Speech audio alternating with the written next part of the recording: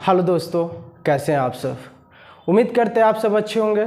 स्वागत है आप सभी को हमारे यूट्यूब चैनल पे। दोस्तों, तो हमने फिजिक्स पढ़ा था, ठीक है। फिजिक्स में हम लोगों ने भौतिक राशियों के मापन की मुख्यतः 3 पद्धतियाँ प्रचलित थी, यहाँ तक पढ़े हुए थे, ठीक है। अब यहाँ से आगे पढ़ेंगे।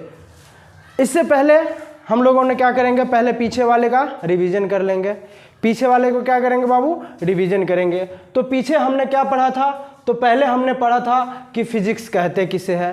पहले हमने पढ़ा था फिजिक्स किसे कहते हैं। तो प्राकृतिक एवं प्राकृतिक घटनाओं के अध्ययन को क्या कहते हैं बाबू, फिजिक्स कहते हैं। ये हमने आप लोग को बता दिया था। फिर हमने नेक्स्ट पढ़ा था कि फिजिक्स में हम लोग क्या कहते हैं, ऊर्जा और द्रव्य के आपसी संबंध के बारे में पढ़ते हैं, जिसे वैज्ञानिक आइंस्टीन द्वारा E = mc² निरूपित किया था। क्या किया था बाबू, E = mc² निरूपित किया था।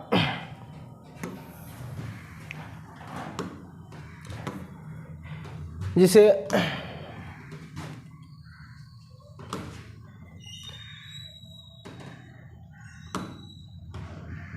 E = mc² निरूपित किया गया था, ठीक है बाबू। हमने ये पढ़ा। उसके बाद हमने ये भी पढ़ा आगे कि ये तो फिजिक्स हो गई। अब फिजिक्स के बाद हमने जो फिजिक्स की चैप्टर स्टार्ट किया था उसमें पढ़ा था कि फिजिक्स का जब चैप्टर स्टार्ट हुआ तो फिजिक्स में हमने पढ़ा यूनिट एंड डायमेंशन। क्या पढ़ा बाबू,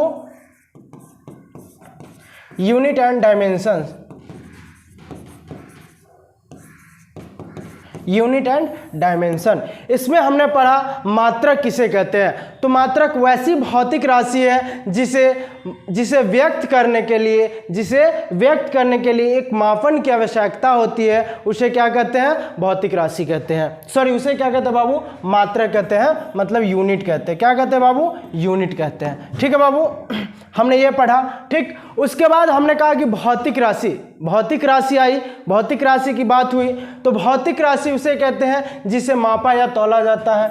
तो राशि = परिणाम नहीं बाबू, यहाँ पे क्या हो जाएगा, परिमाण।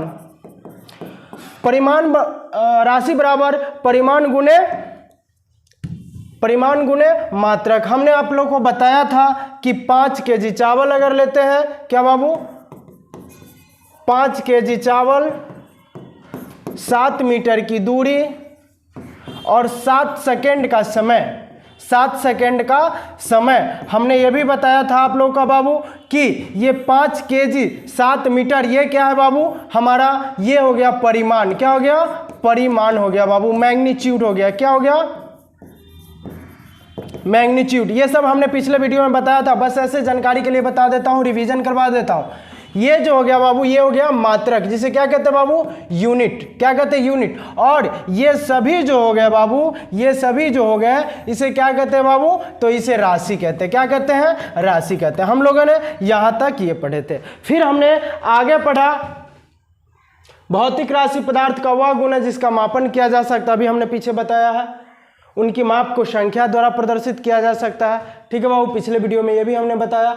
आई बात मात्रक की, तो मात्रक किसे कहते हैं, तो भौतिक राशि को व्यक्त करने के लिए जिस मानक की आवश्यकता होती है उसे क्या कहते हैं भौतिक बाबू, तो मात्रक कहते हैं। तो मात्रक मतलब इसका अगर उदाहरण पूछे तो क्या हो जाएगा बाबू, किलोग्राम, मीटर, सेकेंड, यही ना। क्योंकि किसी भी भौतिक राशि को, मान लीजिए बाबू चावल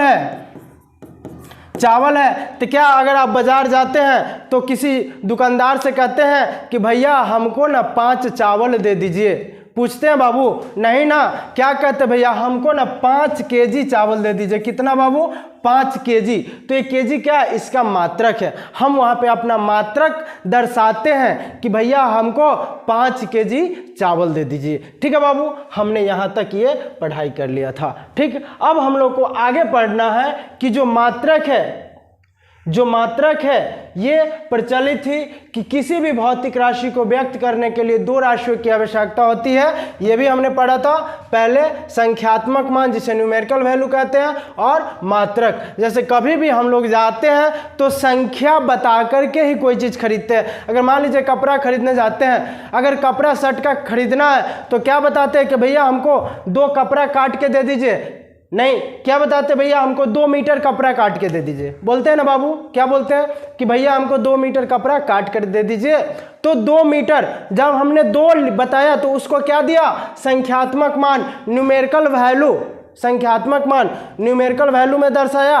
और हमने कहा भैया 2 मीटर कपड़ा काट के दीजिए, तो जो मीटर हमने बताया वो क्या हो गया बाबू, मात्रक हो गया। ये भी हमने कल पढ़ लिया था पिछले वीडियो में। अब हम लोग को पढ़ना है कि भौतिक राशि को मुख्यतः 3 पद्धतियां प्रचलित थी जो निम्नवत थी। पहले क्या था बाबू कि भौतिक राशि 3 पद्धति में प्रचलित था। कौन कौन, समझेंगे आराम आराम से बाबू। पहला था सीजीएस, जिसको लंबाई में सेंटीमीटर में मापते थे, इसका लंबाई सेंटीमीटर में मापते थे। इसका द्रव्यमान जो है बाबू, द्रव्यमान जो है इसको केजी में मापते थे, और समय को सेकंड में मापते थे। समय को किस में मापते थे बाबू, सेकंड में मापते थे। एफपीएस पद्धति में बाबू लंबाई को हम फुट में मापते थे, द्रव्यमान को पाउंड में मापते थे, और समय को सेकंड में मापा जाता था। एमकेएस पद्धति में बाबू लंबाई को मीटर में, द्रव्यमान को केजी में, और समय को सेकंड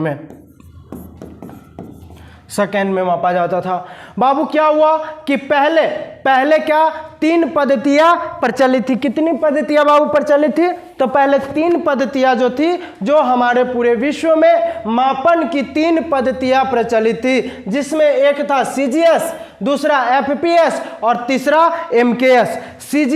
सीजीएस प्रणाली जो था ये बाबू फ्रेंच में चलता था, फ्रांस में चलता था, जिसे फ्रेंच पद्धति भी कहते थे। जिसे क्या कहते बाबू, फ्रेंच पद्धति या मीट्रिक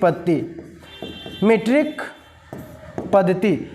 एफपीएस प्रणाली जो था बाबू ये ब्रिटेन में चलता था, इसीलिए इसे ब्रिटिश पद्धति के नाम से भी जानते थे। किस पद्धति के नाम से जानते थे बाबू, ब्रिटिश पद्धति के। अनुमान 80% देशों में, अनुमान बाबू 80% देशों में एमकेएस पद्धति प्रचलित थी, जिसे मीट्रिक पद्धति के नाम से भी जानते। इसे भी क्या कहते हैं, मीट्रिक पद्धति बाबू। अब समझिए बाबू मेरी बातों को थोड़ा सा आराम से, मेरी बातों को थोड़ा सा ध्यान से सुनिएगा बाबू। हमने बताया एक सीजीएस प्रणाली, एक एफपीएस प्रणाली और एक तो एमकेएस प्रणाली। पहले मापन की 3 पद्धतियां पूरे विश्व में प्रचलित थी। अब बताइए बाबू फ्रेंच में लंबाई को क्या कहते थे, तो फ्रेंच में लंबाई को बाबू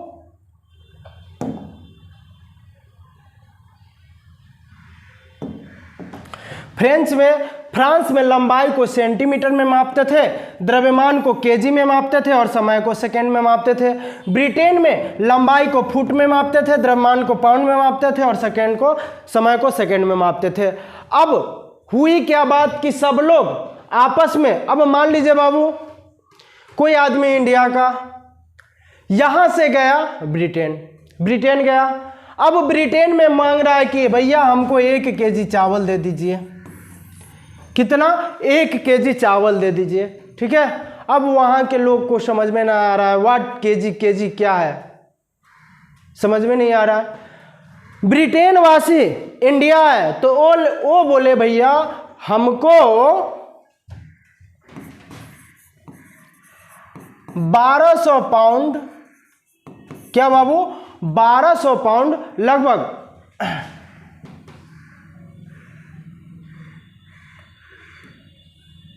नहीं बाबू, हमको 3 पाउंड चावल दे दीजिए। ब्रिटेन वासी क्या हुए बाबू, जब इंडिया में आए तो बोले हमको 3 पाउंड चावल दे दीजिए। जब इंडिया के लोग यार ये क्या मांग रहा है, ये 3 पाउंड चावल। अब वही बाबू हमारे देश के लोग फ्रांस गए तो फ्रांस में मांगे बाबू कि 1 केजी हमको चावल दे दीजिए। अब फ्रांस के लोग इंडिया में आए तो बोले हमको 1000 ग्राम चावल दे दीजिए। अब बात समझिए बाबू, ये तीनों बोल रहा है एक ही बात, ये बोल रहा है हमको 1000 ग्राम चावल दे दीजिए, 1000 ग्राम चावल दे दीजिए, मतलब 1 केजी चावल दे दीजिए। इन्होंने कहा कि 1 केजी चावल दे दीजिए। इन्होंने कहा कि हमको 3 पाउंड चावल दे दीजिए, मतलब 3 पाउंड मतलब लगभग 1 केजी हो जाता है बाबू। ठीक है, तो सब लोग एक ही बात कह रहे हैं, लेकिन सब में किसी को समझ में नहीं आ रहा है कि मांग कितना रहा है। किसी को समझ में नहीं आ रहा है कि कौन कितना मांग रहा है। ठीक है बाबू, अब क्या हुआ कि एक अंतर्राष्ट्रीय पद्धति का निर्माण किया गया। कहा गया कि सन 1971 ईस्वी में, सन 1971 ईस्वी में बाबू कहा गया कि सन 1971 ईस्वी में माप तौल का, बाबू यहीं पे लिख देते हैं, माप तौल का मुख्यालय है फ्रांस के पेरिस जिले में, सॉरी पेरिस राजधानी है, फ्रांस की राजधानी पेरिस में, फ्रांस की राजधानी पेरिस में, फ्रांस की राजधानी पेरिस में बाबू माप तौल विभाग के अंतर्राष्ट्रीय मुख्यालय है। ये घटना की सारी बातें क्या हुआ बाबू कि इस मुख्यालय में पहुंची और कहा गया कि किसी देश, कहीं के लोग पाउंड नहीं समझ रहे हैं, कहीं के लोग केजी नहीं समझ रहे हैं, कहीं के लोग ग्राम नहीं समझ रहे हैं। अब अगर एक दूसरे देश से आपस में आयात निर्यात करना हो तो हम लोग कैसे करेंगे। सारा समस्या कहाँ चल गया बाबू, फ्रांस में। फ्रांस के हमारे जो माप तौल विभाग का जो मुख्यालय था वहां पे, उस मुख्यालय में 1971 ईस्वी में बाबू एक निर्णय लिया गया। कहा गया कि आप लोग जो अपने देश में जो भी मानते हैं मानिए। जैसे मान लीजिए ब्रिटेन वाला अपने देश में लंबाई को फुट में मापता है तो मापिए, द्रव्यमान को पाउंड में मापता है तो मापिए, समय को सेकेंड में मापता है तो मापिए। कहा गया फ्रांस वाले को द्रव्यमान को, यहां बाबू द्रव्यमान को ग्राम में मापता था, ग्राम में मापना है तो मापिए, और लंबाई को सेंटीमीटर में मापना है तो मापिए। लेकिन सभी देशों का माप तौल विभाग का एक मात्रक होना चाहिए और एक ही मात्रक को मानना होगा जब अंतर्राष्ट्रीय की बात होगी तो। अब मान लीजिए हमारे बिहार है बाबू, हमारे बिहार में बहुत सारे भाषा प्रचलित है, जैसे मैथिली हो गया, वज्जिका हो गया, भोजपुरी हो गया, कुछ लोग हिंदी भी बोलते हैं, तो सॉरी बहुत सारे लोग हिंदी बोलते हैं, कुछ लोग भोजपुरी बोलते हैं। भोजपुरी इलाके में हम सब मैथिली वाले हैं तो मैथिली बोलते हैं। तो बहुत सारे भाषा, लेकिन हम लोग का एक कॉमन भाषा क्या है, हिंदी। जैसे मान लीजिए अगर हम लोग को यूएनओ में हमारे देश का प्रतिनिधित्व करना है तो सभी देशों का अलग अलग भाषा, जैसे हमारे इंडिया का हिंदी है, चाइना का चाइनीज है, ब्रिटेन का अंग्रेजी है, तो सभी भाषा का, सभी देश का अलग अलग भाषा है। लेकिन सभी देशों का अगर एक साथ बैठ करके अगर बैठक करना है, अधिवेशन करना है, तो एक भाषा कॉमन लिया गया है जिसका नाम है अंग्रेजी। लिया गया है ना। तो हम लोग क्या अंग्रेजी यूज करते हैं अपने सामान्य भाषा में? नहीं ना। तो अंतर्राष्ट्रीय में कहा गया, क्या कहा गया कि आप लोग अपने भाषा में बात कीजिए, लेकिन जब भी अंतर्राष्ट्रीय की बात होगी तो अंग्रेजी भाषा में बात करनी पड़ेगी। तो वैसे ही हुआ कि 1971 ईस्वी में माप तौल विभाग का फ्रांस के पेरिस में एक अधिवेशन हुआ, एक बैठक हुआ और कहा गया कि आप लोग अपने देश में जो मानते हैं मानिए, लेकिन एक सबका एक कॉमन प्रणाली होगा, जिस प्रणाली का नाम हुआ एसआई सिस्टम। एसआई सिस्टम मतलब एसआई पद्धति, सिस्टम ऑफ इंटरनेशनल, आगे हमने लिखा है बाबू, जिसका नाम हो गया सिस्टम ऑफ इंटरनेशनल, अंतरराष्ट्रीय पद्धति। अब इसमें कहा गया कि अंतरराष्ट्रीय पद्धति में सभी लोग को क्या क्या रखा जाए, तो पूरे विश्व में लगभग 80% देशों में एमकेएस प्रणाली प्रचलित था। एमकेएस प्रणाली जैसे लंबाई को मीटर में मापता था, द्रव्यमान को केजी में मापता था, समय को सेकंड में मापता था, और 10% देशों में एफपीएस और 10% देशों में सीजीएस प्रचलित था। 10% में एफपीएस और 10% में सीजीएस प्रचलित था। आप लोग स्क्रीनशॉट भी ले लीजिएगा और लिखते चलिएगा, ठीक है बाबू? समझ में आ रहा है ना मेरी बातों को? आराम आराम से एकदम चलेंगे, ठीक है बाबू? तो मान लीजिए बाबू, अगर आप बाजार गए, ठीक है, बाजार गए, आपके पास 5 रुपया है, आपके दोस्त के पास 2 रुपया है, आपको मन हुआ कि समोसा खाएं, आपकी मर्जी हुई कि समोसा खाए, लेकिन मेरे पास 2 रुपया कम है, और दोस्त के पास 2 रुपया है, तो क्या आप अपनी 5 रुपया दोस्त को देंगे या 2 रुपया आप अपने दोस्त से लेंगे? 2 रुपया दोस्त से लेंगे ना, क्योंकि उसके पास कम है। आप ज़्यादा पैसा कैसे देंगे? आप उसको क्या बोलेंगे, तुम्हारे पास कम पैसा है हमें दे दो, मेरे पास ज़्यादा हम नहीं दे सकते, ऐसी होगी ना। ऐसे भी होगा जैसे मान लीजिए हमारे देश में प्रधानमंत्री या मुख्यमंत्री का चुनाव होता है, तो चुनाव होता है तो क्या होता है, जिसकी ज़्यादा वोटिंग होती है मुख्यमंत्री और प्रधानमंत्री वही बनते हैं। तो इस सभी देशों में सबसे ज़्यादा किसका था, 80% MKS प्रणाली प्रचलित था। तो ऐसा सिस्टम में क्या किया बाबू कि इसमें भी लंबाई को मीटर में माप दिया, द्रव्यमान को केजी में माप दिया और समय को सेकंड में माप दिया। और कहा गया बाबू कि सभी लोगों को अब से यही पद्धति को मानना पड़ेगा। अपने देश में जिसको जो मानिए, लेकिन जब भी अंतर्राष्ट्रीय की बात होगी तो SI पद्धति पे प्रचलित होगी। ठीक है बाबू। तो कब, सब सन 1971 ईस्वी में, कब बाबू, सन 1971 ईस्वी में फ्रांस की राजधानी पेरिस में माप तौल विभाग के अंतर्राष्ट्रीय अधिवेशन में कहा गया कि SI पद्धति का निर्माण किया गया। ठीक है बाबू, चलिए आगे बढ़ते। ये समझ में आ रहा है तो ये स्क्रीनशॉट ले लीजिए और फिर हम लोग आगे बढ़ेंगे। SI पद्धति, ठीक है। अब आगे बढ़ेंगे कि SI पद्धति, हमने यही लिखा है SI पद्धति, अंतर्राष्ट्रीय पद्धति, सिस्टम ऑफ इंटरनेशनल। ठीक है बाबू, हमने बताया कि यह MKS पद्धति का विस्तृत रूप है, या इसे आप ये भी कह सकते हैं कि यह MKS पद्धति का नवीनतम रूप है। क्या है बाबू, नवीनतम रूप है। क्योंकि जो MKS प्रणाली में लंबाई को किससे मापता था बाबू, मीटर को, द्रव्यमान को किस में मापता था, तो केजी में, और समय को किस में मापता था, तो सेकंड में। तो यही प्रणाली क्या लिया गया बाबू, SI प्रणाली में, SI पद्धति में ले लिया गया। ठीक है। तो कब आ रहा है समझ में, कब, देखिए सन 1971 ईस्वी में, कब, सन 1971 ईस्वी में फ्रांस की राजधानी पेरिस में माप तौल विभाग के अंतर्राष्ट्रीय अधिवेशन में क्या हुआ, SI पद्धति का निर्माण हुआ। क्या हुआ बाबू, SI पद्धति का निर्माण हुआ, SI पद्धति को मान्यता दिया गया। ठीक है, आगे बढ़ेंगे। चलिए अब देखिए बाबू, आगे बढ़ने से पहले मैं आपको कुछ क्वेश्चन यहाँ से बता देता हूँ कि यहाँ से क्वेश्चन किस प्रकार आता है। अगर आपके एग्जाम में पूछ दिया जाए कि फ्रेंच पद्धति निम्नलिखित में से किस पद्धति का नाम है, आपके ऑप्शन रहेगा CGS, FPS, MKS और SI। तो क्या मानेंगे बाबू, अभी हमने बताया है कि फ्रेंच पद्धति CGS पद्धति का नाम है। CGS पद्धति को फ्रेंच पद्धति के नाम से भी जाना जाता है। किस नाम से जाना जाता है, फ्रेंच पद्धति के नाम से भी जाना जाता है। ठीक है बाबू। अगर आपसे पूछ दिया जाए कि ब्रिटिश पद्धति अन्य किस पद्धति का नाम है, तो बता दीजिएगा, आपका ऑप्शन रहेगा CGS, FPS, MKS और SI। तो बता दीजिएगा कि ब्रिटिश पद्धति किसका नाम रहेगा। अब देखिए बाबू, हमने अभी बताया कि CGS पद्धति को मीट्रिक पद्धति के नाम से भी जानते हैं। किस नाम से, मीट्रिक पद्धति के नाम से। ठीक है बाबू। और MKS पद्धति को भी मीट्रिक पद्धति कहते हैं। कि क्या कहते हैं, MKS पद्धति को भी क्या कहते हैं बाबू, मीट्रिक पद्धति कहते हैं।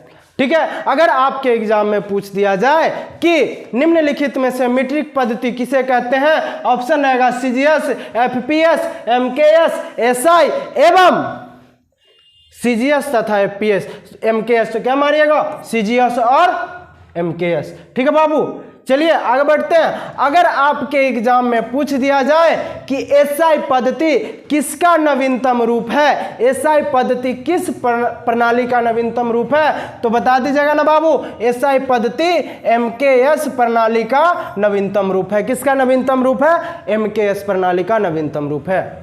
ठीक है बाबू, आ रहा है मेरे बातों को समझ में। तो आगे बढ़े।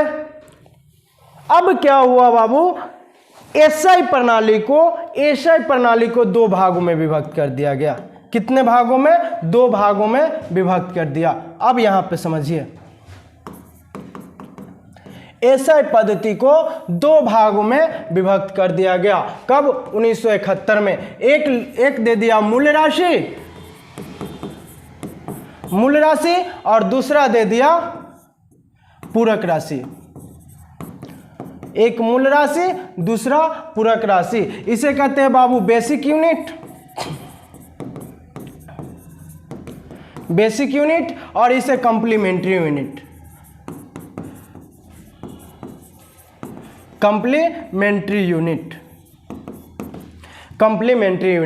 बेसिक यूनिट और कंप्लीमेंट्री यूनिट। एसआई पद्धति को 2 भागों में विभक्त कर दिया। एक को लिख दिया मूल पद्धति और दूसरे को कंप्लीमेंट्री पद्धति। मूल राशि को कहा गया कि 1971 ईस्वी में 7 मूल राशि लिया गया और उन 7 मूल राशियों को 7 मात्रक दिया और 7 बीमा दिया। तो 7 मूल मात्रक क्या था बाबू? वो थोड़ा सा समझ लीजिए, ठीक है। इसको थोड़ा सा ऐसे करते हैं क्योंकि यहाँ हम बताने वाले हैं मूल मात्रक और, ठीक है। यहाँ मान लीजिए एसआई पद्धति है, ठीक है, और यहाँ मूल राशि की संख्या बाबू 7 है। कितनी है? 7 है। कौन कौन? तो यहाँ पे मूल राशि लिख देते हैं, यहाँ पे संकेत मीटर। यहाँ पे देखिए मूल राशि पहला क्या है? लंबाई, दूसरा द्रव्यमान, तीसरा समय, चौथा ताप, पांचवा धारा, छठा ज्योति तीव्रता और सातवां पदार्थ की मात्रा। 7वां पदार्थ की मात्रा। लंबाई को बाबू, लंबाई का एसआई मात्रक मीटर होता है, द्रव्यमान का एसआई मात्रक केजी होता है, समय का एसआई मात्रक सेकेंड होता है। अभी हमने बताया एसआई पद्धति में, ठीक है। ताप का एसआई मात्रक बाबू केल्विन होता है, धारा का एसआई मात्रक एम्पियर होता है, ज्योति तीव्रता का एसआई मात्रक कैंडेला होता है और पदार्थ का एसआई मात्रक मोल होता है। क्या होता है बाबू? मोल होता है।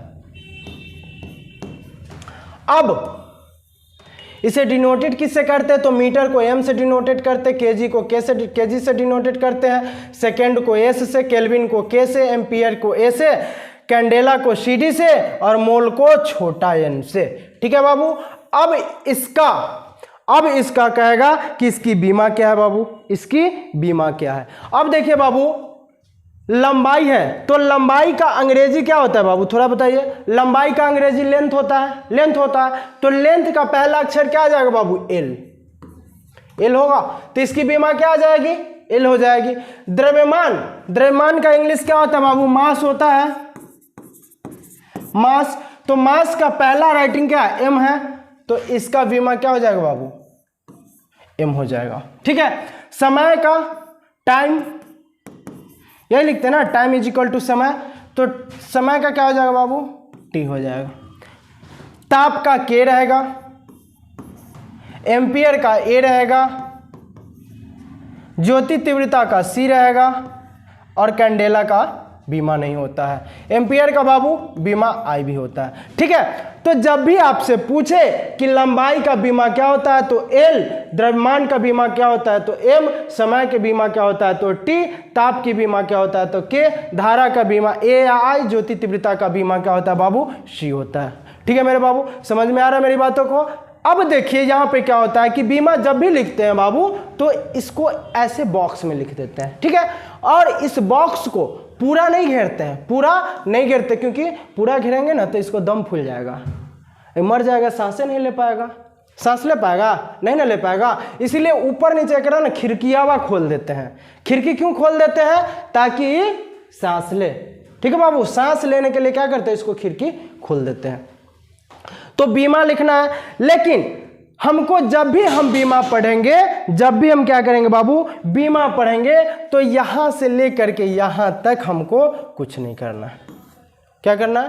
कुछ नहीं करना, क्योंकि बीमा में ये सब का यूज नहीं होता। अभी तक जो सिलेबस हम लोग पढ़ रहे हैं, इस सिलेबस में न ताप की बीमा निकालना है, न धारा की, न ज्योति तीव्रता की, न पदार्थ की मात्रा को, तो बीमा होता ही नहीं, ठीक है। ये सब मूल राशि है। मूल राशि कहते किसे हैं बाबू? समझिएगा और फिर अपने कॉपी में लिखिएगा। मूल राशि वैसी राशि होती है जो व्यक्त करने के लिए किसी अन्य राशि की आवश्यकता नहीं होती। मतलब मूल राशि वैसी राशि जिसे व्यक्त करने के लिए किसी अन्य राशि की आवश्यकता नहीं होती है, उसे क्या कहते हैं बाबू? मूल राशि कहते हैं। अभी फिर हम आगे समझाएंगे। ठीक है बाबू, ये पहले इतना कॉपी कर लीजिए और स्क्रीनशॉट मार लीजिए, आप अपने किताब कॉपी में नोट्स कर लीजिएगा। ठीक है बाबू, मूल राशि की संख्या अगर पूछे तो 7 है। हाँ, लेकिन हमने क्या बताया कि बीमा निकालने के लिए इन चारों की आवश्यकता नहीं होती, लेकिन आपको ये सातों याद होना चाहिए। क्या? लंबाई, द्रव्यमान, समय, ताप, धारा, ज्योति तीव्रता और पदार्थ की मात्रा। क्योंकि जब भी कभी आपके एग्जाम में पूछ दिया जाए कि निम्नलिखित में से मूल राशि कौन है, अगर ज्योति तीव्रता लिख दिया, हमने तो बताया बउआ जी ऊपरे 3 गो के याद करना, निचौआ 3 गो के छोड़ देना, 4 गो के। अगर ज्योति तीव्रता पूछ दिया तो कहाँ से रहेगा? लेकिन हाँ, हमने क्या बताया कि जब भी बीमा निकालना है बाबू तो सिर्फ समय से ऊपर लंबाई, द्रव्यमान और समय को याद करना है, लेकिन मूल राशि कितनी है तो वो 7 याद करना है, क्योंकि जब भी एग्जाम में पूछे तो छूटना नहीं चाहिए। ठीक है बाबू, अब आते हैं पूरक राशि कंप्लीमेंट्री यूनिट की बात करते हैं। तो कंप्लीमेंट्री यूनिट की बात आगे करेंगे, क्योंकि इसमें एक और यूनिट आता है जिसका नाम है बाबू डिराइव क्वांटिटी। क्या? Derive quantity. ठीक है, तो अभी आगे बढ़ते हैं, इतना कॉपी लिख कर लीजिए आप। हमने बताया एसआई यूनिट को कब? सन 1971 ईस्वी में फ्रांस की राजधानी पेरिस में क्या किया? इसकी मान्यता दिया गया और इसमें कहा गया कि 7 मूल राशियां होगी। इन 7 मूल राशि की 7 मात्रक होगी और इनकी बीमा होगी। तो हमने सबका बीमा निकाल दिया। चलिए आगे बढ़ते हैं, आप लोग फोटो स्क्रीनशॉट ले लिए होइएगा। तो चलिए आगे बढ़ते बाबू। देखिए हमने यहाँ पे लिखा एसआई मात्रक। एसआई मात्रक में क्या लिखा? वही 7 मूल राशियों की संख्या कितनी होती है बाबू? 7। अब हमने यहाँ पे मूल राशियों को, एसआई मात्रक को कितने भागों में बांट दिया बाबू? 7 भागों में, सॉरी 3 भागों में। कौन कौन? तो एक मूल राशि, एक व्युत्पन्न मात्रक और एक कंप्लीमेंट्री राशि। ठीक है बाबू, क्या? कंप्लीमेंट्री। अब बाबू देखिए मूल राशि, बेसिक यूनिट हमने बता दिया, बेसिक यूनिट की संख्या कितनी है? 7। अब पूरक मात्रक पढ़ने से पहले हम पढ़ेंगे व्युत्पन्न मात्रक। अब इसका नाम देते हैं, गांव में चले जाइए बाबू, ये हो गया इंसान, ये हो गया गाय भैंस, गाय और भैंस, और ये हो गया कुत्ता। इसका नाम रख देते हैं कुत्ता। ठीक है बाबू, इसका नाम क्या रख दिए? कुत्ता। कुत्ता रख दिए इसका नाम। अब बताइए बाबू, हमने मूल राशि के बारे में बताया कि वैसी राशि जिसको व्यक्त करने के लिए किसी अन्य राशि की आवश्यकता नहीं होती है, उसे क्या कहते हैं? मूल राशि। तो अभी देखिएगा बाबू, गांव में जो इंसान रहता है, जो किसान रहता है, उसको किसी से मतलब नहीं रहता, अपना कमाता है, अपना खाता है। ठीक है। व्युत्पन्न राशि उसे कहते हैं जो 2 या 2 से अधिक मूल राशियों से मिलकर बना हो, उसे व्युत्पन्न राशि कहते हैं। व्युत्पन्न राशि किसे कहते हैं? 2 या 2 से अधिक मूल राशियों से मिलकर बने राशियों को व्युत्पन्न राशि कहते हैं। अर्थात मान लीजिए गाय और भैंस किस पे आश्रित है? मूल राशि पे। किस पे आश्रित है? इंसान पे। क्योंकि जब भी गाय भैंस की भोजन चाहिए तो कहां से मांगेगा? इंसान से मांगेगा। तो ये किस पे आश्रित है बाबू?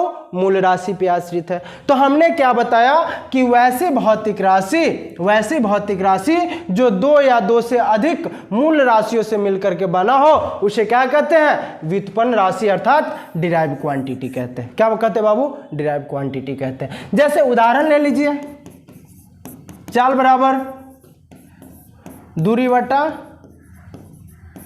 समय। ठीक है बाबू, दूरी को किस में मापते हैं? मीटर में। और सेकंड को किस में मापते हैं? समय को सेकंड में। तो क्या हो गया बाबू? मीटर प्रति सेकंड। तो ये क्या निकला? व्युत्पन्न मात्रक निकला।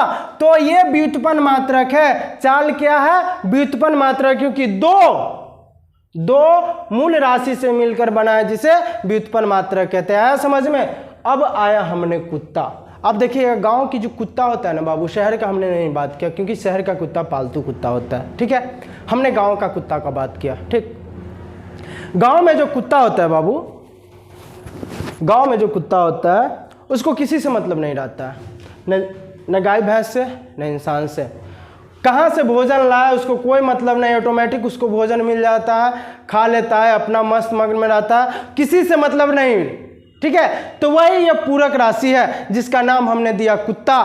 ना इसको व्युत्पन्न राशि से मतलब है और ना इसे मूल राशि से मतलब है, ना व्युत्पन्न मात्रक से मतलब है और ना मूल मात्रक से मतलब है, जिसे क्या कहते हैं पूरक राशि। इसकी संख्या सिर्फ 2 है। समतल कोण को रेडियन से मापते हैं और ठोस कोण को स्टेरेडियन से मापते हैं। तो समतल कोण का SI मात्रक रेडियन हो गया और ठोस कोण का SI मात्रक स्टेरेडियन हो गया। ठीक है बाबू। अब हमने कहा, अब कहिएगा कि सर परिभाषा लिखा दीजिए। अरे बाबू तो भाषा हमने अभी बोला ना, क्या बोला कि पहले मूल राशि किसे कहते हैं। मूल राशि चलते हैं, मूल राशि किसे कहते हैं, तो वैसी भौतिक राशि जिसे व्यक्त करने के लिए किसी अन्य राशि की आवश्यकता नहीं होती है, उसे हम क्या कहते हैं बाबू, मूल राशि कहते हैं। जिसकी संख्या कितनी है, सिर्फ 7। मूल राशि की संख्या सिर्फ 7 है बाबू।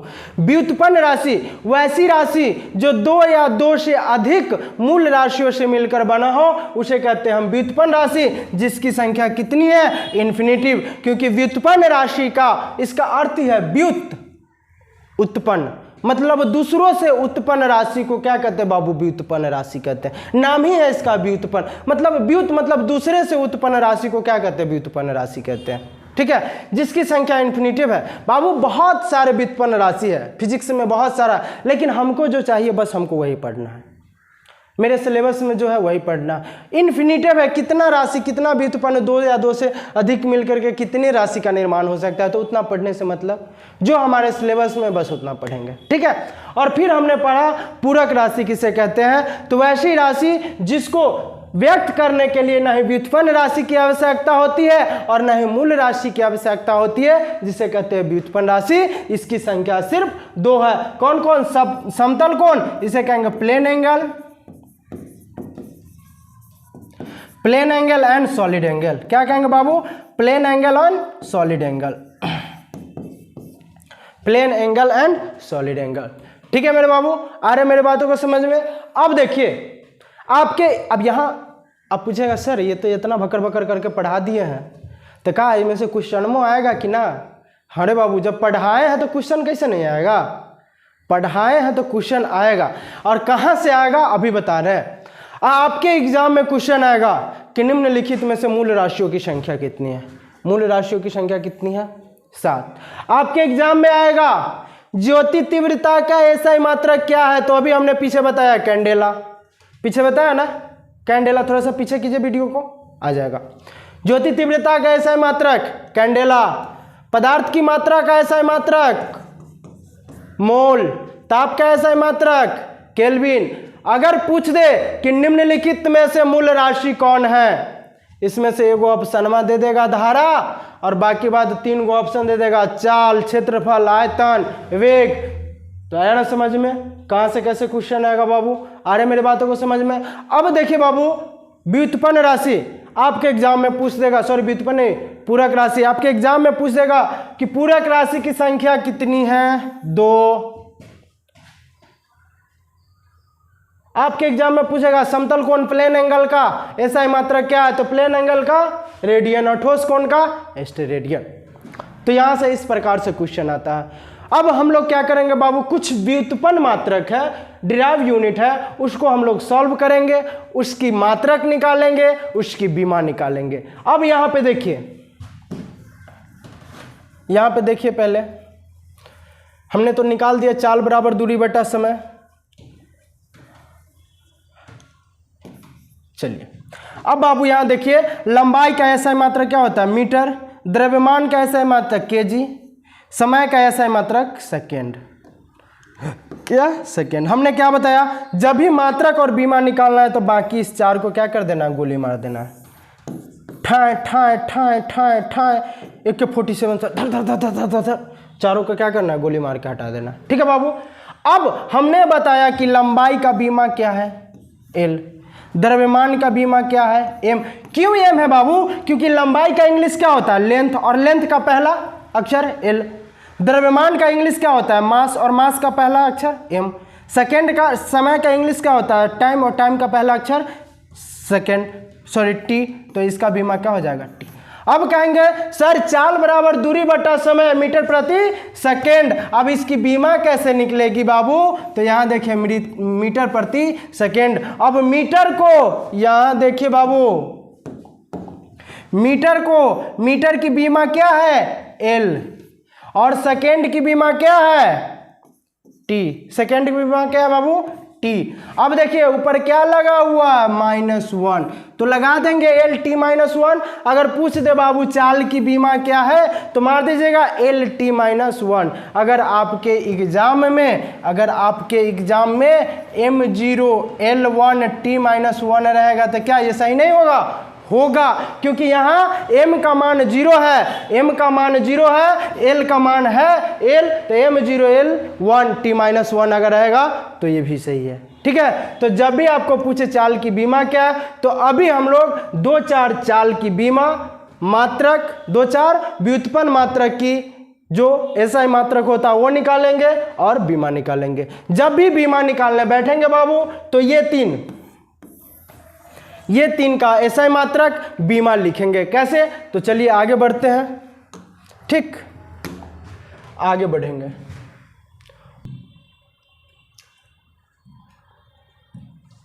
चलिए, अब हमने क्या बताया? क्षेत्रफल बराबर क्या होता है बाबू? तो लंबाई गुने चौड़ाई। क्षेत्रफल बराबर क्या होता है? लंबाई गुने चौड़ाई। क्या हो गया? लंबाई गुने चौड़ाई। और अभी हमने बताया कि जब भी हम लोग बीमा और मात्रक निकालने चलेंगे तो साइड में क्या लिख लेंगे बाबू? देख लीजिए, लंबाई का मात्रक क्या होगा बाबू? मीटर। ठीक है, इसकी बीमा एल हो जाएगी। द्रव्यमान की मात्रा क्या हो जाएगा बाबू? केजी। इसका बीमा क्या हो जाएगा? एम। और समय का मात्रक क्या हो जाएगा बाबू?